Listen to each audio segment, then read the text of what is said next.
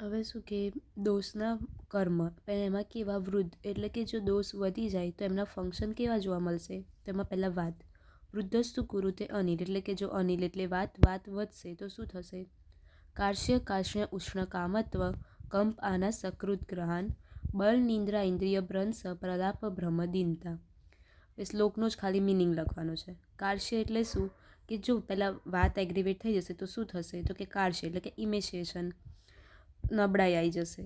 પછી કાર્શ્ય એટલે બ્લેકિશ ડિસ્કલરેશન થઈ જશે. ઉષ્ણકામત્વ એટલે ડિઝાયર ટુવર્ડ્સ હોટ સબસ્ટન્સ બધી ગરમ વસ્તુની ડિઝાયર થશે. પછી કંપ એટલે ટ્રીમર આવશે. આના એટલે એબ્ડોમિનન ફૂલી જશે.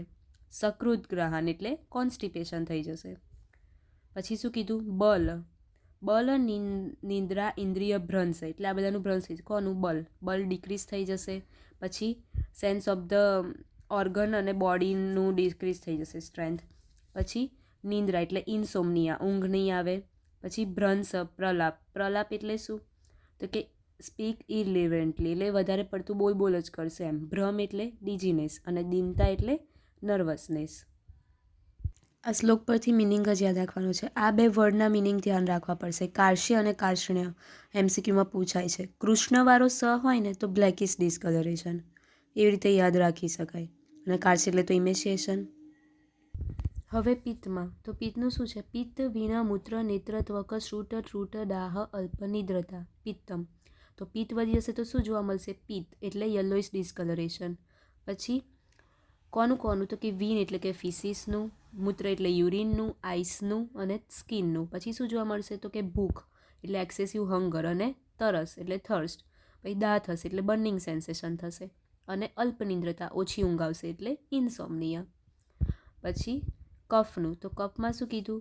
શ્લેષ્મ અગ્નિસદન પ્રશ્ય કાલસ્ય ગૌરવમ શૈત્ય સ્લથ અંગત્વમ શ્વાસ કાશ અતિનિદ્રતા. જો કફ વધી જશે તો શું જોવા મળશે તો કે પહેલાં તો અગ્નિસદન એટલે કે ડાયજેસ્ટિવ પાવર ઓછો થઈ જશે. પ્રસેક એટલે સલાઇવેશન લાળ નીકળે. આલસ્ય એટલે લેઝીનેસ. ગૌરવ એટલે હેવીનેસ. પછી શું કીધું. શૈત્ય એટલે વ્હાઇટિશ ડિસ્કલરેશન. જ્યારે શૈત્ય એટલે ઠંડી લાગવી. જેવું પહેલાંમાં કાર્શ્ય અને કાર્ષ્ય હતું એમાં તો કૃષ્ણવાળો સનો મિનિંગ બ્લેકિશ ડિસ્કલરેશન. આમાં આ વાળા શૈત્ય એટલે પેલું એ થશે વ્હાઇટિશ ડિસ્કલરેશન અને આમાં ઠંડી લાગશે. પછી સ્લથ અંગત્વ એટલે શું કીધું તો સેમ આમાં બી કોનું વ્હાઇટિશ ડિસ્કલરેશન તો આ પિત્ત વીણ મૂત્ર નેત્રત્વકનું. પછી સ્લથ અંગત્વ એટલે લૂઝનેસ ઓફ જોઈન્ટમાં લૂઝનેસ આવી જશે અને અધર પાર્ટ્સમાં. અને બીજું શું કીધું. શ્વાસ કાશ અતિનિદ્રા. શ્વાસ એટલે ડિસ્નિયા, કાશ એટલે કફ અને અતિનિદ્રા આમાં વધારે પડતી ઊંઘ આવશે. તો વાત અને પિત્તમાં શું ઓછી નીંદ આવશે એટલે અલ્પનિંદ્રતા. જ્યારે કફમાં વધારે અતિનિંદ્રતા. આ એમસીક્યુમાં ધ્યાન રાખવાનું છે. કાર્શ્ય વર્ડનો મિનિંગ શૈત્યનો અને ઓછી ઊંઘ સામે આવે ને વધારે ઊંઘ સામે આવે. તો આ વૃદ્ધ દોષના કર્મ થયા. હવે દોષ ઓછા થઈ જશે તો એના કર્મ શું તો જો વાત ઓછો થઈ જશે તો શું જોવા મળશે. લિંગમ શિને અનિલે અંગસ્ય શાદો અલ્પમ ભાષિતે હિતમ સંજ્ઞા મોહસ તથા શ્લેષ્મ વૃદ્ધ યુક્તામય સંભવા. એટલે જો બોડીમાં વીકનેસ આવી જશે. પછી ડિમિનિશ સ્પીચ હરખું બોલી નહીં શકે. ફિઝિકલ એક્ટિવિટી બી એની ઘટી જશે. પછી કોન્શિયસનેસ ખોઈ લેશે.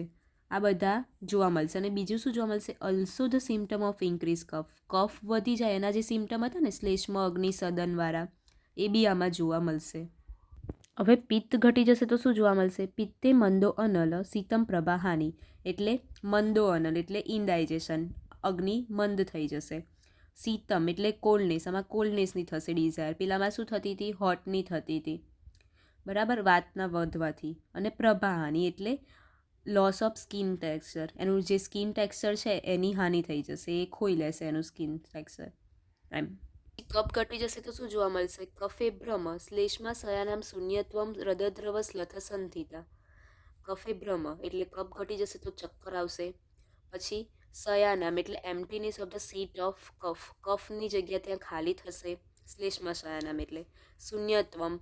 પછી પાલ્પિટેશન હૃદદ્રવ એટલે શું ચક્કર આવશે. પછી શ્લેષ્મા શયાનામ એમ્પ્ટીનેસ થશે. શૂન્યત્વ એટલે શું એમ્પ્ટીનેસ થશે. કોનું તો કે શ્લેષ્મા શયાનામ કફનું જે સ્થાન છે ત્યાં આગળ. શયાના એટલે સીટ શ્લેષ્મા એટલે કફ, શૂન્યતમ એટલે એમ્ટીનેસ, એના એમ્ટીનેસ થઈ જશે એ જગ્યાએ આગળ કફનું. પછી હૃદયદ્રવ એટલે પાલ્પિટેશનનો પ્રોબ્લેમ થશે.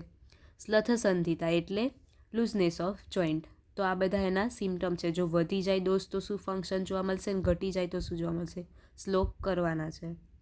અને પેલા એમસીક્યુ યાદ રાખવાના છે, કાર્શ્ય કાર્ષ્ણ્ય, પછી પેલામાં સ્વૈત્ય શૈત્ય, પછી સામાં ઊન ઓછી આવે, સામાં વધારે આપે, કયામાં કયું ડિસ્કલરેશન છે, એ બધું.